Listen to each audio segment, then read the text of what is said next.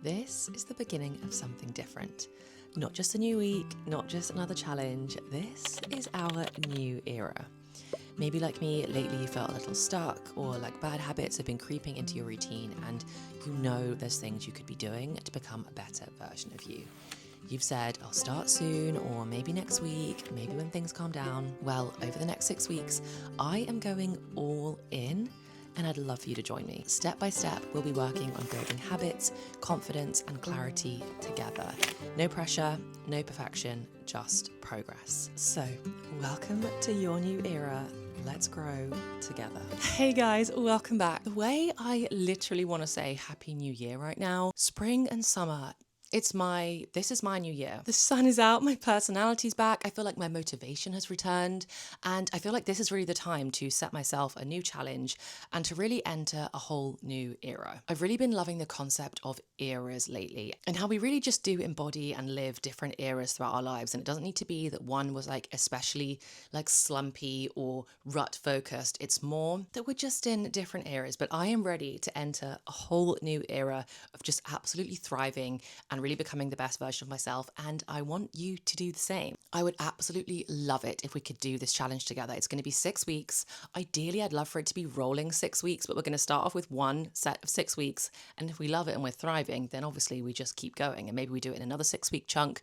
I think it's a really nice chunk of time to set yourself a challenge, to know that it's really going to make a difference. I think anything that's like glowing up in 7 days or changing your life in 24 hours or any of those types of things, I don't think that's enough time to really set habits in and really test what works for you and prove the longevity of your new era. So we're going to do a 6-week challenge, and I am so confident and absolutely determined that by the end of it, in 6 weeks' time, we are going to be feeling like we really are living and we are embodying the best versions of ourselves and just really living up to our potential, because we all have so much of it. I'm going to have this whole video time-stamped, so if you want to jump to different sections, you're more than welcome to. I would definitely say this first time through, definitely just sit with me and watch each individual step, because everything compounds and adds to each other. But as we go throughout the challenge, if you ever want to jump back to this video and look at particular sections, then the timestamps will be there so you can do that. Before we get into everything I'm going to be doing every single day over the next 6 weeks to really become the best version of myself, step 1 is pre-work. I believe so strongly, it's probably one of the strongest beliefs that I just hold as a person.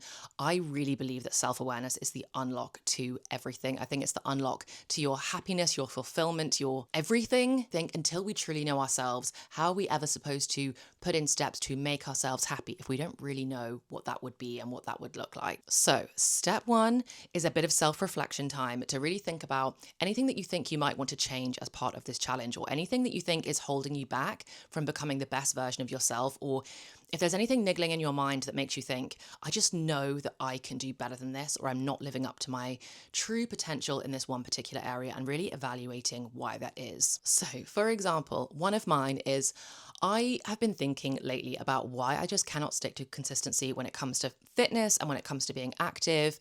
And I've talked so much about it, and every single time I've ever done a goal setting, I'm always like, I'm going to start running this distance, and I'm going to start going to the gym this amount of time. And you'll know if you've been here for a while, I never really stick to it. I kind of dabble in it lightly, but no element of fitness has like really become core to my personality.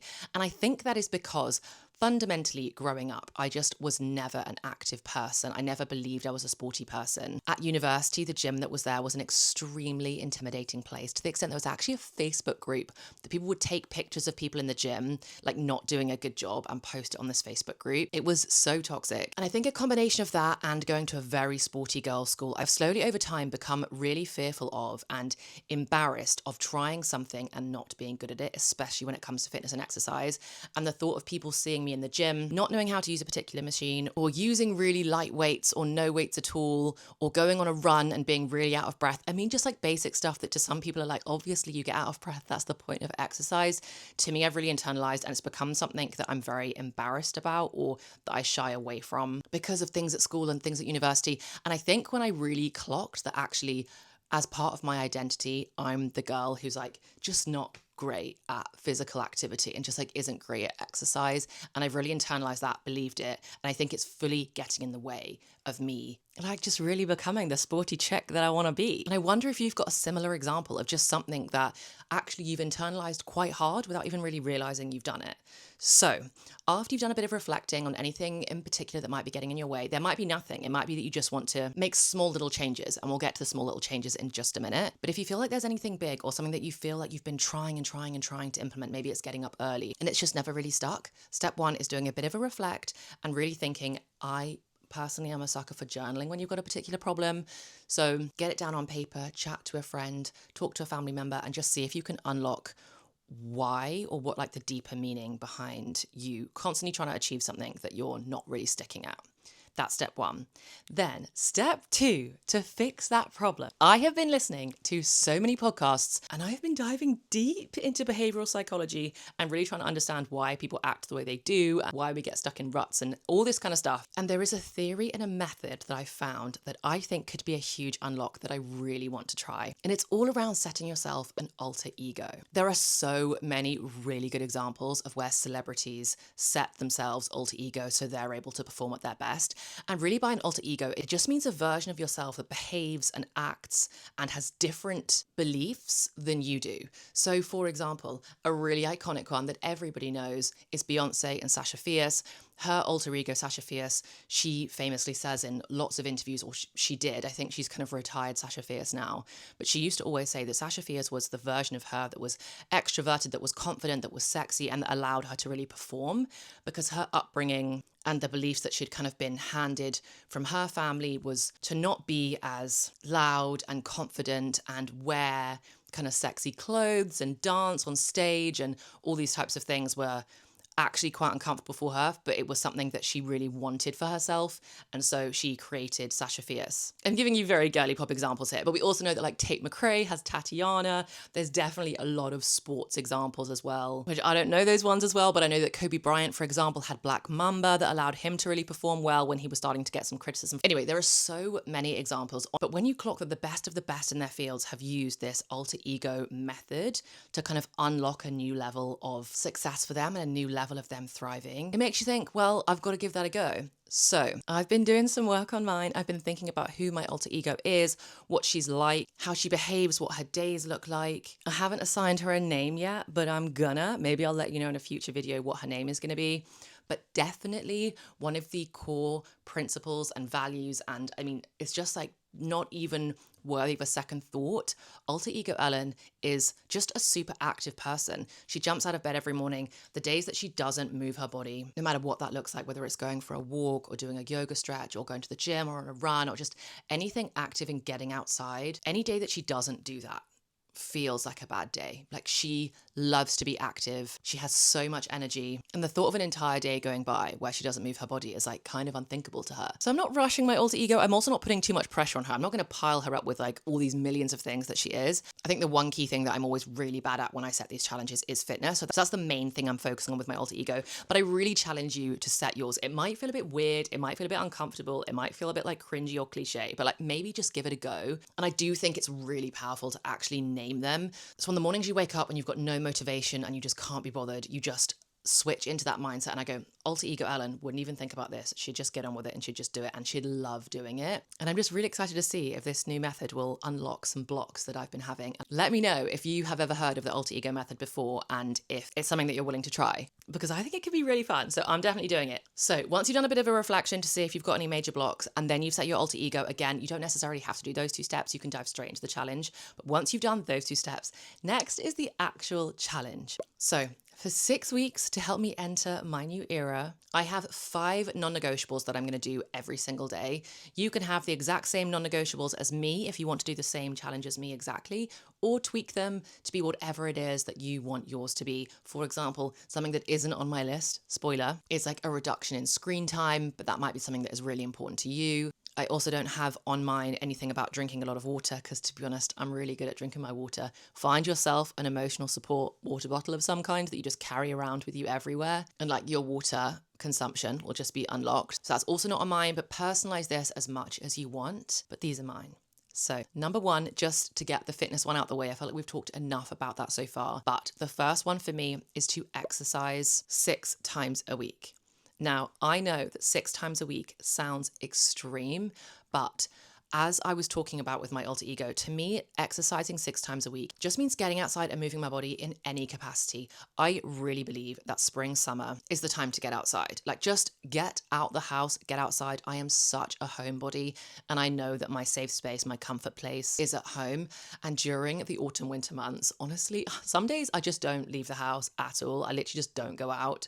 And I love that for that time of year. Like, I never want to change myself from being a homebody. I love home. But during the spring, summer, it's time to get out. Like, enough is enough. Let's go experience life. Let's go experience the world. Let's get outside. So to me, exercising 6 times a week, it's part of my like alter ego Ellen. She just wouldn't even think twice about exercising, to be honest, every single day. But I want to give myself one day. If I choose not to leave the house and not do anything at all, then that's fine. I can just have a very lazy Sunday if that's the day that it ends up being.